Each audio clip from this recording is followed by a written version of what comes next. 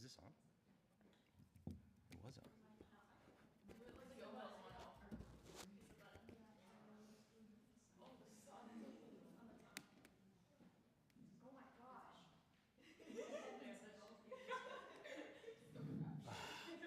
That was it. All right. Hello. Welcome, everybody. Thank you for coming to the Forge's open mic event. Please help yourself to food over there and a copy or two of the Forge. We are very happy with the latest edition, and we're happy that you showed up. And we're happy to have the chance for the people included in the Forge and the editors to be able to say a few words.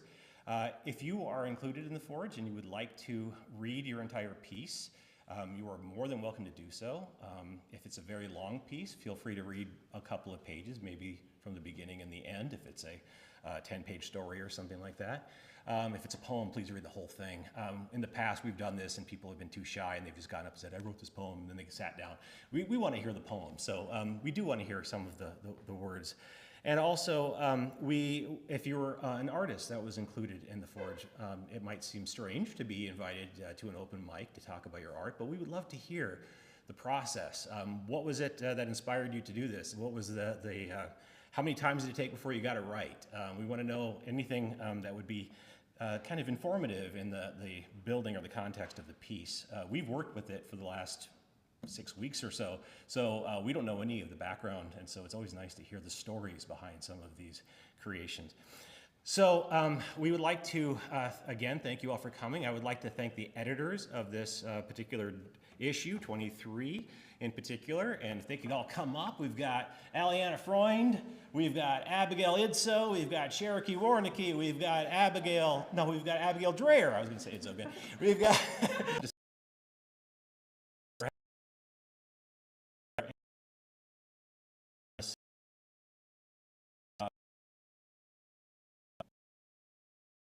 selection of editors. I know we're going to be losing some of them, sadly, to graduation.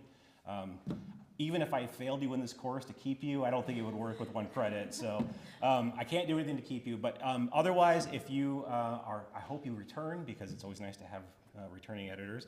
And we're losing our senior art editor this year, who's been with us for, was it 3 years? Mm-hmm. 3 years. So if you are interested, and if you're not one of these and you still want to participate, please consider joining up with our class, English 213, in the spring. Every spring semester, we put out the Forge.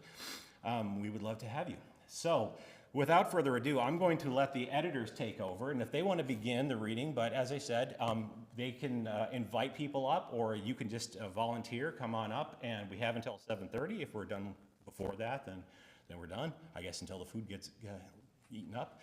But otherwise, anybody want to start? Allie said she was going to start. Allie, come on. I think Cherokee's poem deserves the space so much more. All right, Cherokee, first place poetry is going to go first. Okay. I'm going to give you the stage and sit down.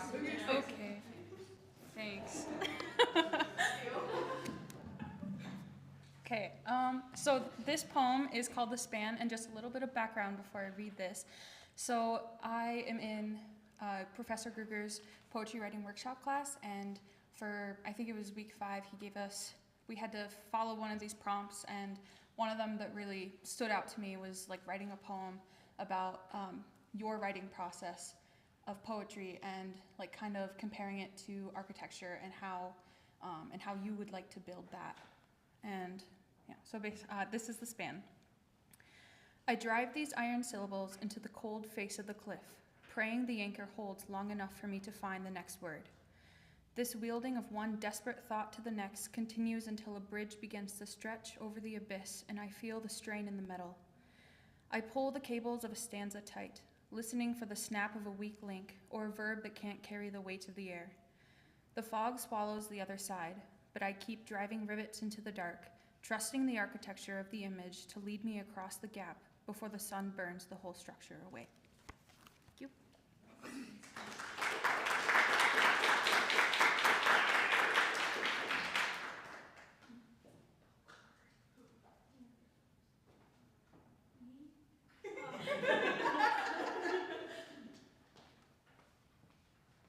Hello. I have to find my own first.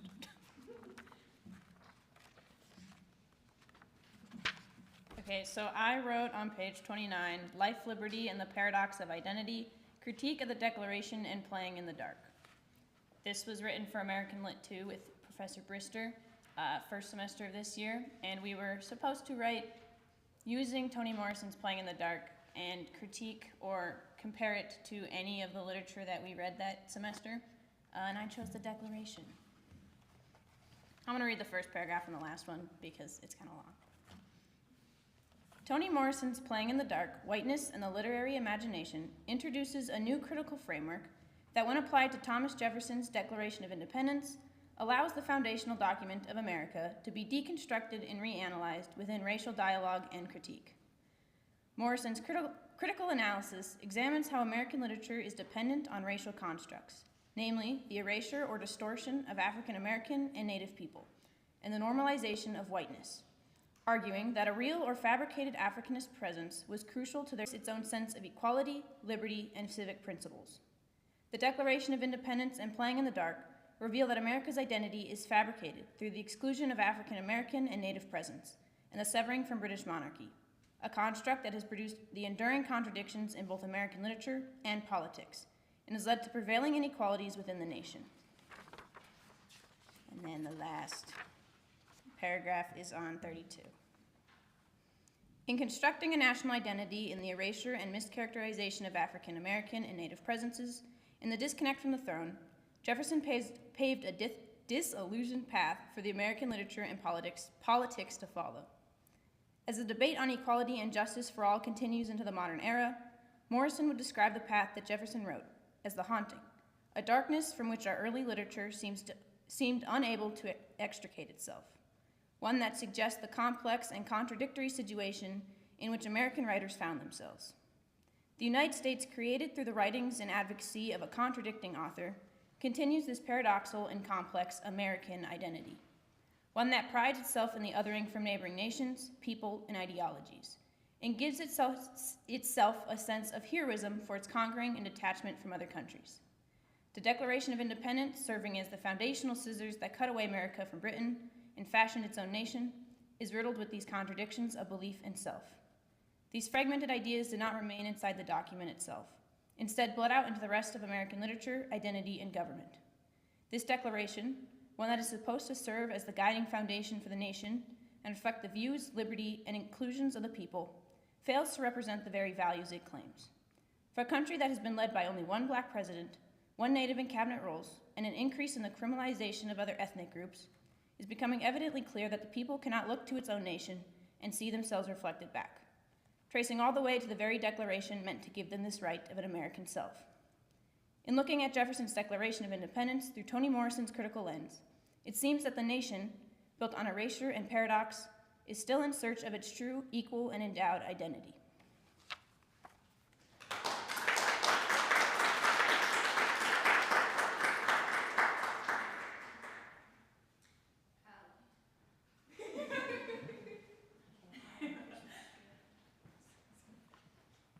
Okay, I simply wanted to avoid reading this one, but this was, okay, so I did 64, I did the Christmas tree poem.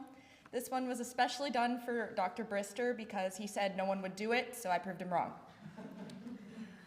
Oh, Christmas tree, you stand so still, slightly leaning downhill, like with fear. All of them shed with zero shame, leaving your needles to poke toes with pain. Your lights blink like they're thinking of quitting. Half the strand dies, we simply keep sitting. We whisper, vintage, like that was the ornaments dangle, glass heirlooms of masterpieces no one can by luck and by glue and a mild mom says sentimental trauma from 2010 remains. You smell like pine or cheap plastic too, a mix that says holiday confusion through and through.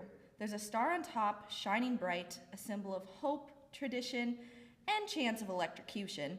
Oh, Christmas tree, we decorate high, the bottom half naked as pets will try. The lower branches exist in dread, ornaments banished for fear they'll be dead. Oh, Christmas tree, I hate the debate. Before Thanksgiving, is that too late? After New Year's, you linger on, a passive-aggressive tree mocking our wrongs. Oh, Christmas tree, you promise a break. No school, no homework, for sanity's sake. but instead bring cookies, noise, and glee, and extended time with my crazy family. Oh, Christmas tree, you endure, you insist, through chaos and glitter and electrical wrist. Anyway, Merry Christmas.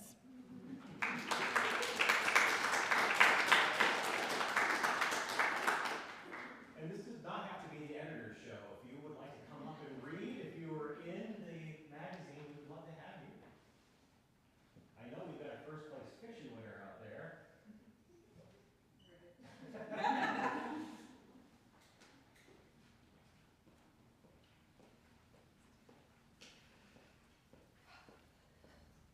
So my name is Alicia, and I have the fiction on page 5 called Bleeding Plastic Cups. I'm a Dickinson State University student. I just had Professor Kruger this semester in a world literature class, I believe. I won't read anything from it because it's pretty long, but I will tell you it was born of my love of American Psycho and people watching, if you can tell. So yeah, thanks. There we go.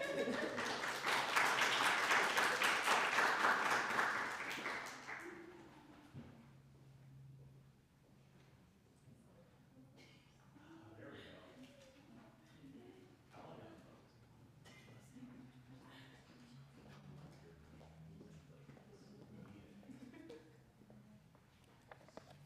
Hello, my name is Jora. My artwork is scattered throughout, so you kind of have to just search for it.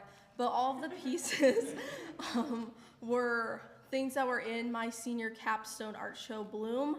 And pretty much they were all just a culmination of my love to create and just a representation of all the growth that I've gone through here at VCSU, as well as another way to represent the bond I have with my mom, since flowers are a way that I've really connected with her, and I just think of her when flowers are brought up. So it was just a way for me to show the love that I have for my family, as well as just how much curiosity I have when it comes to art and my love of exploring different mediums and learning new things. So yes. And Jora, thank you so much for all of your years of contributing Oh, to the Forge. So you've thank had you. a wonderful career, and we've appreciated everything you've sent us. Thank you. Thank you.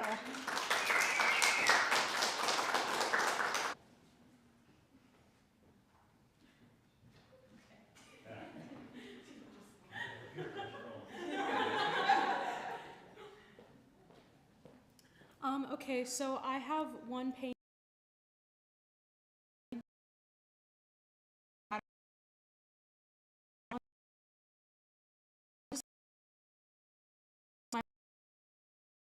So this one was a piece that I did like a year ago for a research project. I wanted to study how glass reflects and creates these like unique lighting situations. And this was just me exploring the sharp edges of broken glass. And yeah, I just really like exploring all kinds of different mediums and different styles and just trying to capture different emotions. I really like moody sort of things, so I feel like Shatter really reflects that about myself and my art.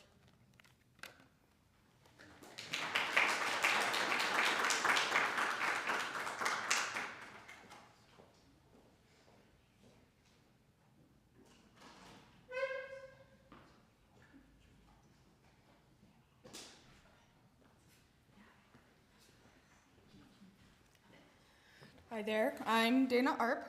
I had to do the sin of dog earing my pages because I was worried I was going to get up here and fumble trying to find all of them. And I also would really like to note that the sun doesn't glare in your eyes when you're up here, so it's really great if you want to come up and talk. I'm just saying. I had 2 placements, luckily, but it was very interesting because I'm an English ed major. I've kind of always loved writing, but it was the 2 images, one digital art and one photography, that won placements. And actually, when I told my mom that, she said that I need to work on my writing more, which I guess I do then. But I think it more so speaks to how much competition there really was in this journal. I mean, there was definitely a lot of submissions, and I mean, you're only seeing what actually got in with, you know, we raised the standards to try and not make it more elite. That sounds icky, but I hope you guys get what I'm saying. So I think it really says a lot to the quality that a lot of people submitted into this. So my first poor dog ear is on 36. It's called 171 Changes. It's my photography piece. And I was actually very nervous to submit this piece because, well, it's a very vulnerable piece to me.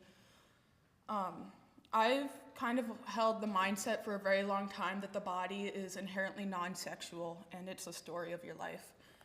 And the title came from the 170 weight that I have lost, which I'm not saying that to praise myself, it's simply a fact of the matter because when I was a stem cell donor and I had matched with a 4-year-old little boy. I was going to be a stem cell donor for him, and I was told that I exceeded the weight limit and I could not do it. So from then, I made it a personal goal for myself to lose weight until I could manage to get back onto the stem cell donor registry, which I managed to. And when I took this photo, I had lost the 171 pounds. And I tried to take it in a way that almost highlighted what society views as imperfections.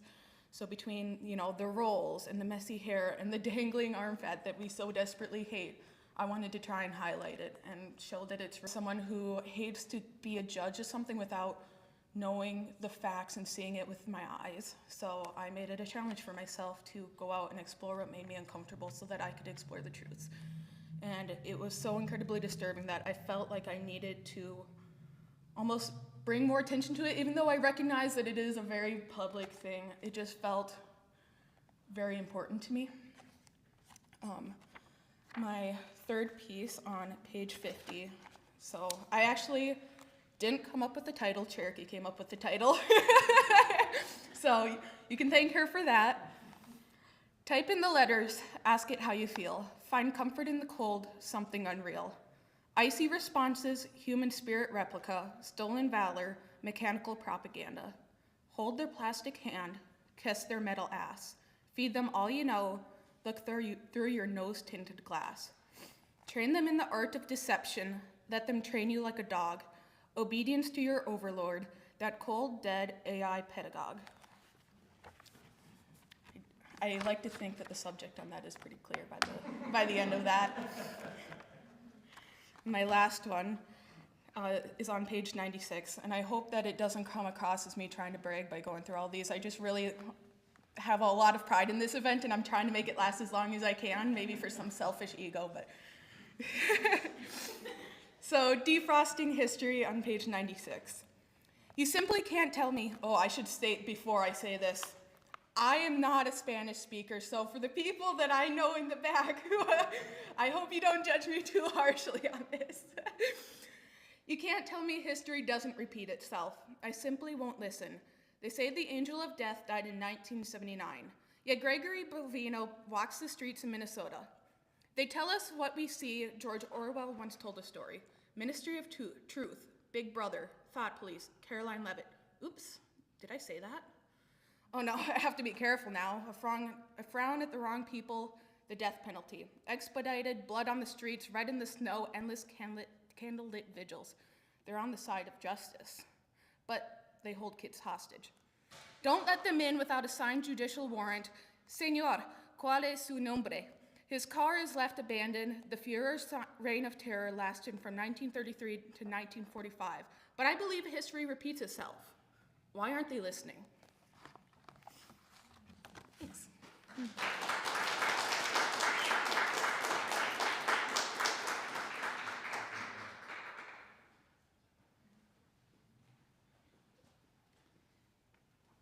So I also have a couple pieces in here, but I just wanted to draw attention to one. So if you'd flip to the back inner cover here. This piece is interesting to me specifically because it won first place digital art, but it was originally made as an experimental writing piece for a writing class I took, not this semester, but last semester. And I was told that I really should try submitting this to the Forge, but specifically that I should try submitting it in 2 different categories, one in an art category and one in a writing category, because it fit both. It was meant to be a poem, an experimental poem that was just meant to be interpreted and read in different ways depending on where you choose to start. But I did not expect the results that we got back. Because I am on the editorial team, I got to see some of the weigh-in from the judges, and it was really cool because usually there is a big discrepancy in the kinds of ratings we get from different types of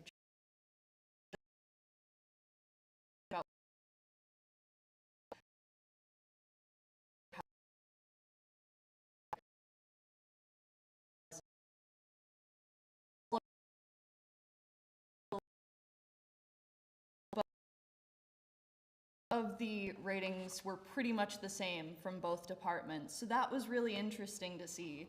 But She won first place for poetry as well. But you couldn't give her 2 awards. but I was just really excited to try something new. We very rarely get experimental writing submissions, and we also have never done a spread before. So this is a first where it goes across 2 pages. So I am very happy and honored as an editor of The Forge to have gotten to see it, but also that it happened to be my piece. That was unexpected. So please, please, please, in the future, if you are submitting to The Forge, try new things. They like to see it, I promise. Any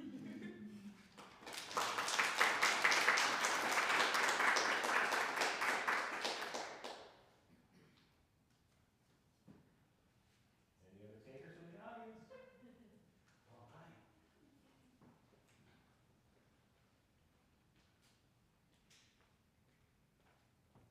All right. Hi, I'm Kara. A few of you know me. I don't know. I've seen everybody around, but I've got some different artworks in here. A couple of which were in my senior show storytelling. My favorite one I'd like to point out is on page 81, and I had a lot of fun making some of these pieces. It was just an excuse for me to geek out and really lean into my comic book interests and whatnot. It was just a lot of fun to be able to explore and make art, and it's really cool that I was able to get into the Forge this year. And yeah, thank you.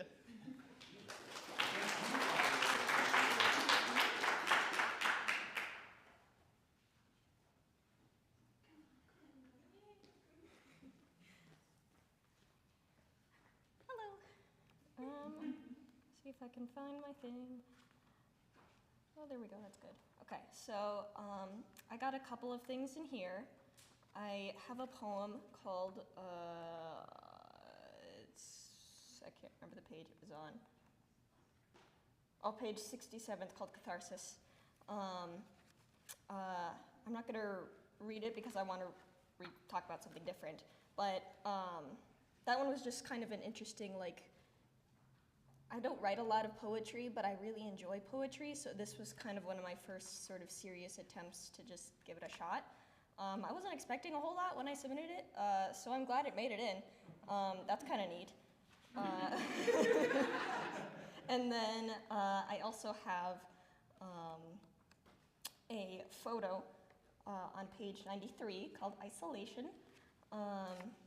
That one I was also surprised by. I mostly like it because it's of my brother, and I like my brother, he's my friend. So hooray for that. Okay, so the main thing I want to talk about is my essay. I got second place essay. It is called D for Effort. It is on page 39. I will read the last bit of it in a second because it's pretty long. This essay is a narrative that I wrote for an assignment for a class that is basically all about my perfectionism. And it's about like 3 different snapshots of myself, of my life throughout some of my time. Nightmare, and I was terrified, and I was so like genuinely shaken. I don't get nightmares that this one was bad. And the entire dream, the whole dream, was just that my grade dropped to an 89. That was the whole dream. That was what I was terrified of. So yeah, perfectionism is not super healthy. I wouldn't recommend it. But yeah, so this is kind of myself trying to start to get better at that. And so on the last page, page 44,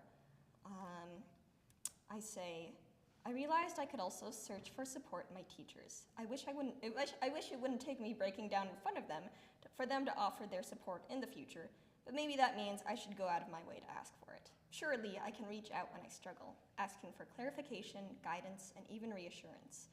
In the meantime, I'll stop attempting to attain perfection and try to just be enough for myself. Nothing more and nothing less, starting here with this essay.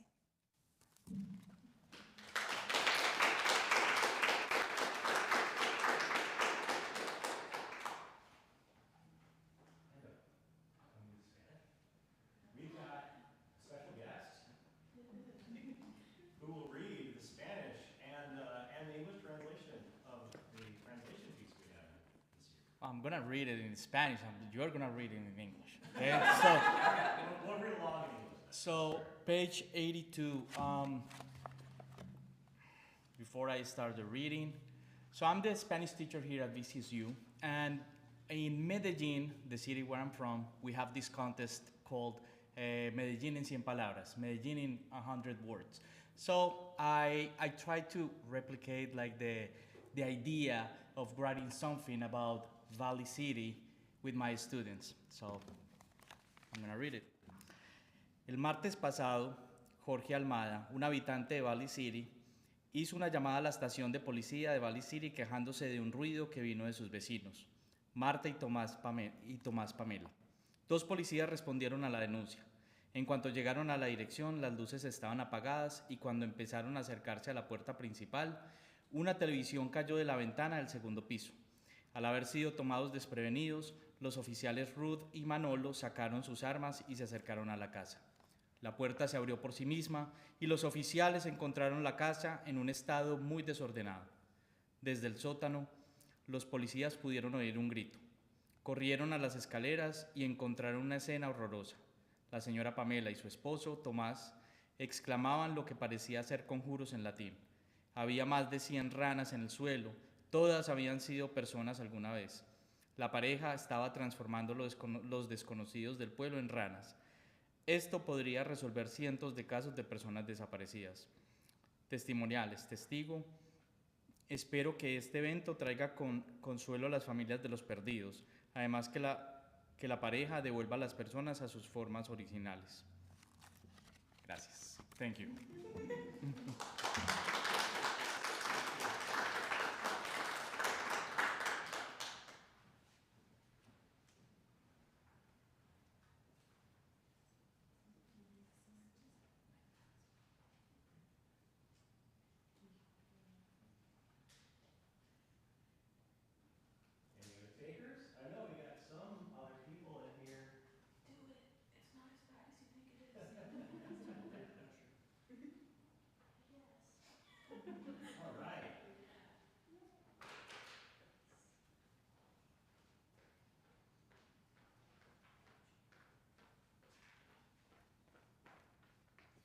Hi, my name is Jada. As you can tell, public speaking is not my favorite thing.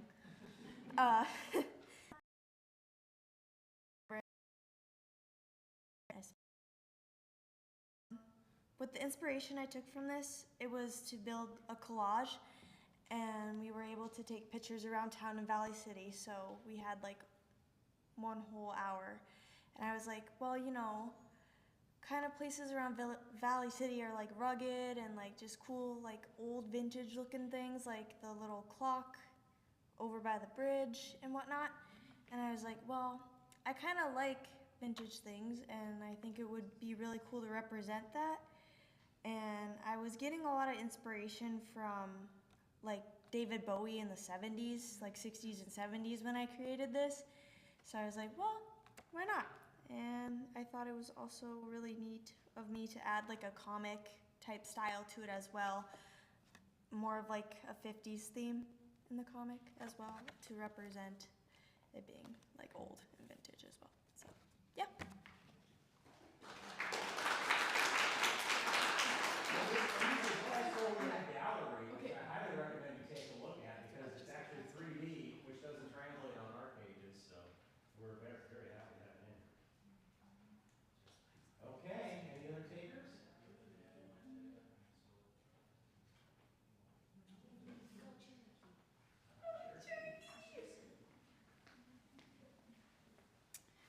hello again.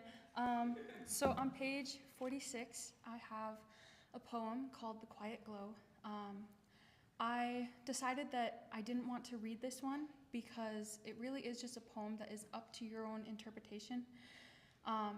When I wrote it last semester for Brister's writing workshop class. And I've heard a lot of people say that, like, oh, it could be about nature or just like growing distant from family, being different. And for me, it was really about my growing up in a really small and kind of backwards in time town and growing up queer in that town and just not feeling like I can fit in anywhere. And especially this semester, I have really grown to accept myself. And in my Women in Literature class, we've talked a lot about how art is, there's a lot of different ways you can interpret art. And I feel like there's a lot of different ways that you can interpret writing as well. So like I said, I'm not gonna read it because I will leave it up to your own interpretation, and you can hold it to yourself however you'd like. And then I have one other thing that got into the Forge. It is a picture on page 49 called Gold on the Sunset. So this picture I took back in December of 2020, and I had never really, the first person that I showed this picture to was my grandma Darlene, because she loved seeing my pictures. I used to be really, really big into photography, and my grandma Darlene, she passed away a few years ago, but she requested that that this picture be printed and at her memorial service. And so I just wanted to, I didn't submit it last year. I was going to, but I forgot. And I'm really happy that it got in. I didn't expect it to get in, but I'm very, very happy that it did. Thank you.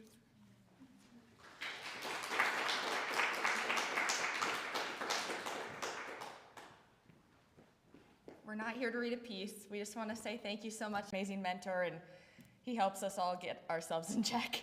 He doesn't only advise us on the Forge and in our other classes, but he also puts his 2 cents in on our questionable life decisions and whether they're good ideas or not.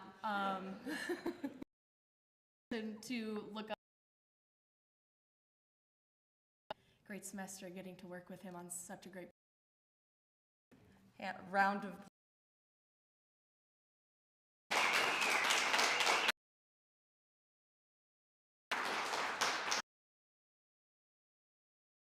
Anybody else want to read? That was so nice. Thank you so much. I want to just make one thing really clear, and then I want to read one poem from somebody who's not here tonight. And that is that it seems like this might be an in-club of just, if you're an editor for The Forge, you're going to have a piece in here. Just to make it clear, we have this little note in the beginning, too, that all of the pieces that are in here were judged anonymously. So just the very fact that all of these people who are happen to be in the Forge class were published in it was maybe a little bit more than coincidental, because they did know what they were getting into by submitting, but all of their work was judged anonymously. They got to see the judging forms as they came in, so nobody was in here just for vanity purposes. It was, as it was mentioned, we were competitive and we have pretty high standards about getting in. That's not because we want to be completely exclusive. When the Forge started, we wanted it to be a place for, you know, just the gathering of student voices and creative talent on campus. But as you can tell, I mean, we went full color and we started getting a lot more submissions, and we had to start making some decisions about, you know, what would stay in and what would get cut. Otherwise, not only could we not afford to publish it, but we couldn't publish it physically because of the size. So we had to say, well, we have to keep it within like 126 pages, I believe, is our max.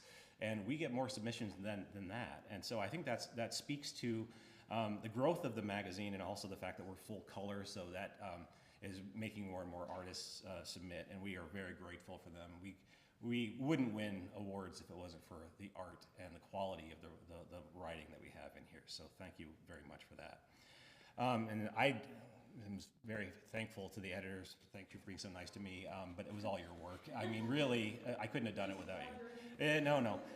There's one thing I wanted to read in here, and that is the second place poem, which appears on page 35.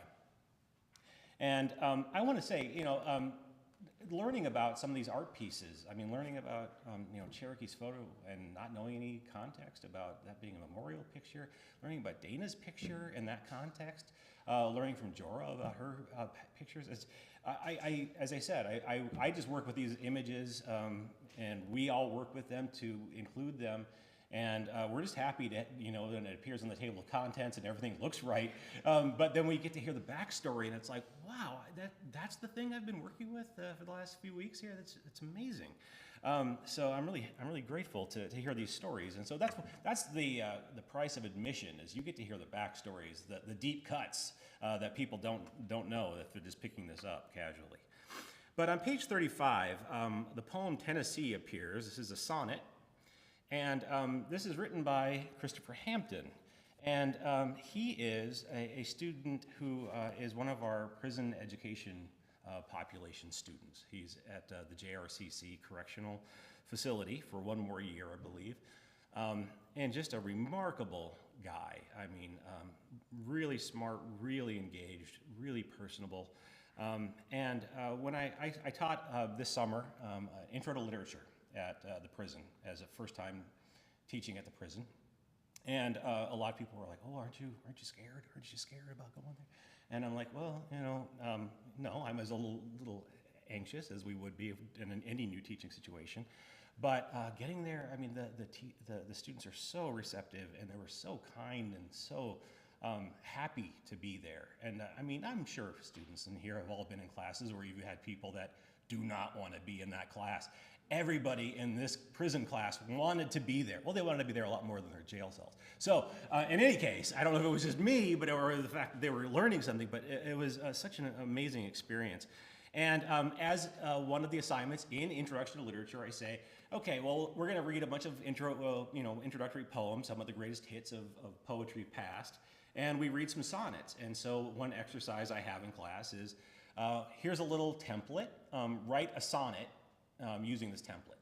And more importantly, discuss, do you think that using a form is going to bring out some things that you didn't anticipate in the poem, or did you find it like a straitjacket? Did you find it restrictive? And so it's basically just kind of a understanding of the sonnet assignment, not a creative writing activity per se.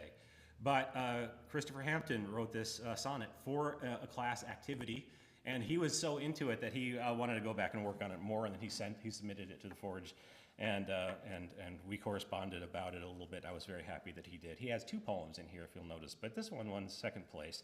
And I really think, I don't know, I can't say for certain, but I think this is, if not his first poem ever written, it's for sure his first sonnet ever, and to win second place for poetry speaks to his talent, I think. Tattoos cover the body and the mind.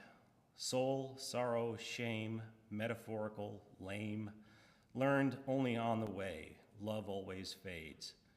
Not today, I proclaim, rooftop, chain gang, inside scars, responsible parents blamed, mama recovered and healed, not insane, criminal minds at play, out home all day, non-existent economy, stay blind, daddy riding the roads, deer hunting, poach, habilitation, humiliation, overcame the cage as well as the rage. Sunny skies, beautiful eyes, no goodbyes, love, hope, cancel all dope.